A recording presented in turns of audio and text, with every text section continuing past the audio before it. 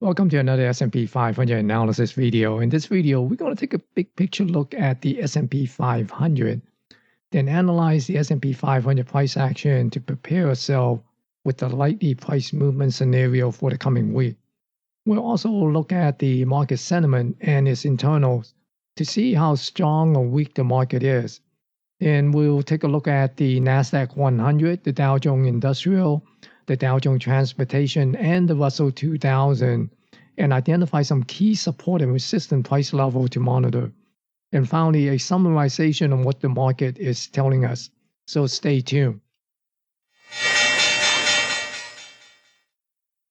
So taking a big picture look on the S&P 500 at a 10,000 feet level here on the monthly chart here, we see that on the month of October it started nicely building a inside bar type of candle and is hovering near the top of this megaphone channel.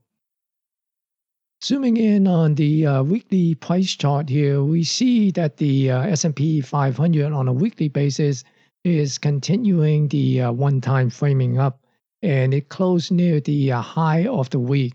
The range for the week was a little bit under 128 point, and it gained a little bit over 128 point or 3.84%, less than 106 point away from the all-time high. And the 10-week moving average is up, and so is the 40-week moving average. And it closed, the weekly close is above the 10-week moving average. So on a weekly basis, the trend is up, and it is also, like I said earlier, hovering near the top of this price channel.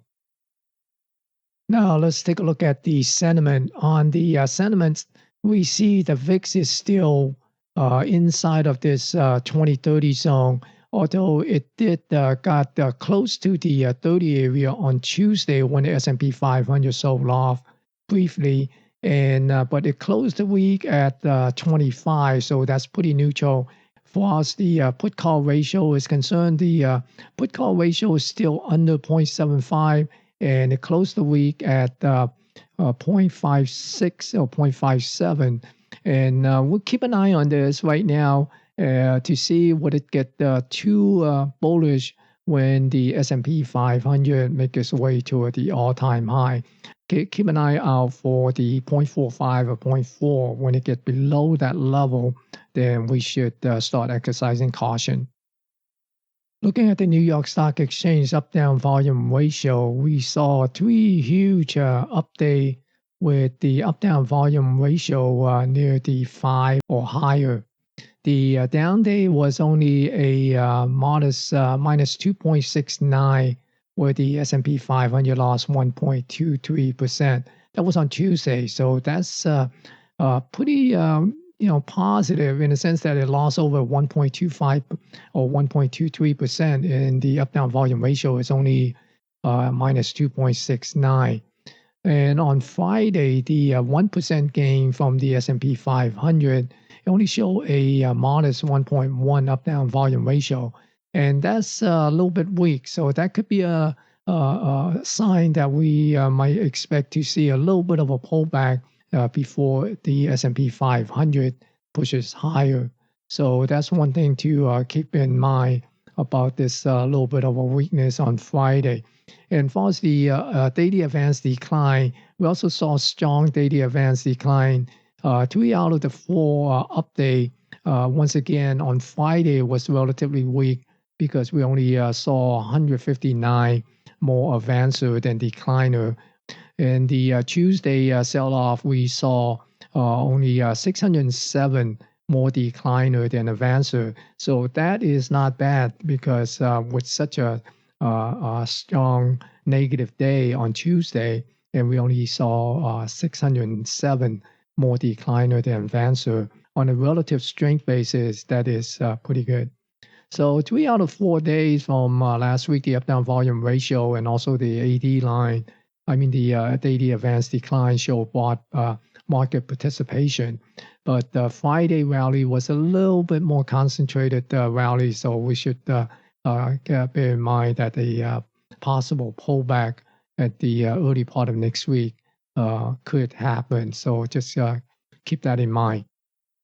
And for the New York Stock Exchange new high, new low, we see that it is expanding toward the gaining more new high over the new low. It got above the 100 level. So on Friday, it actually closed with 161 more new high than new low. Looking at the New York Stock Exchange cumulative AD line, we could see that it is trending higher, and it also put in a new high. And there is no divergence between the S&P 500. Moving on to look at the internal for the NASDAQ market. See on the up-down volume ratio on Monday and Wednesday is quite strong. Then on Thursday and Friday, it's kind of softened up a little bit. And similarly for the daily advanced decline, the advanced lead decliner quite strongly on Monday and Wednesday, but then on Thursday it's kind of softened up a little bit.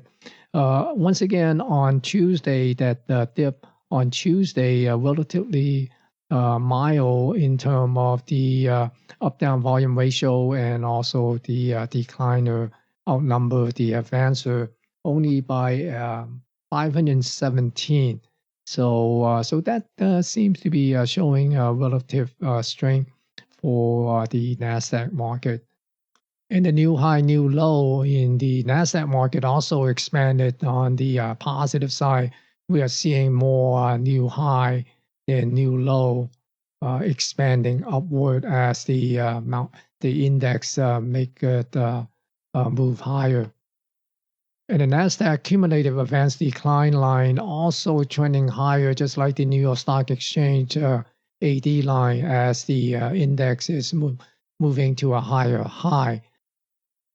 So the sentiment remain in the neutral area, and the internal continue to show increasing strength.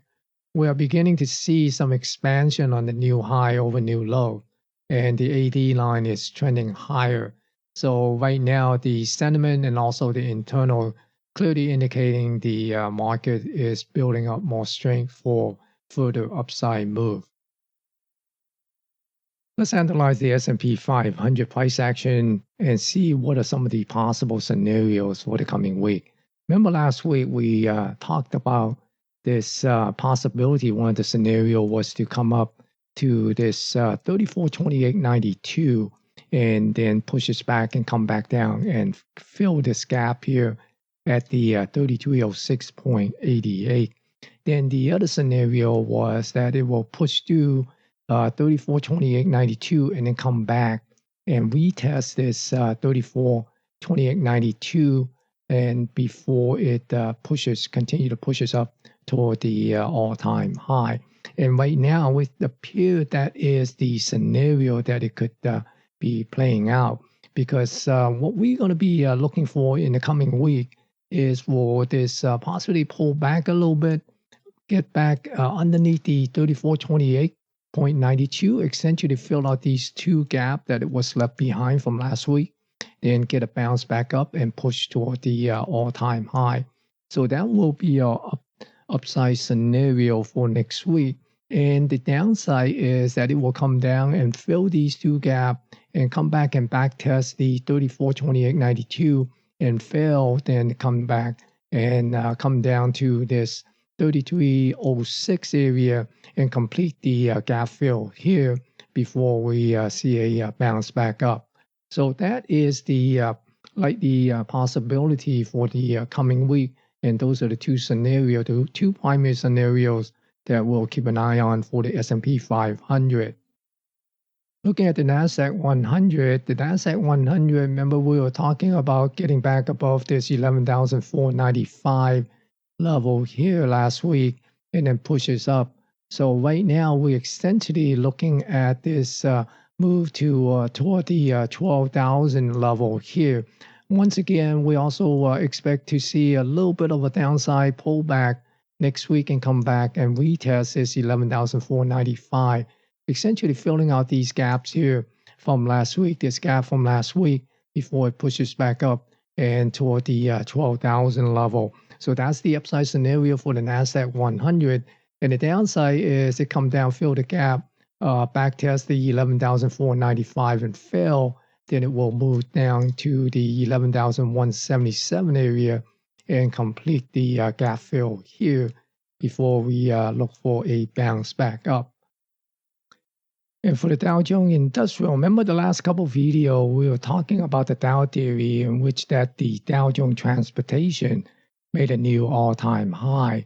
And that is a sign that the Dow Jones Industrial will likely follow on with a new all-time high itself.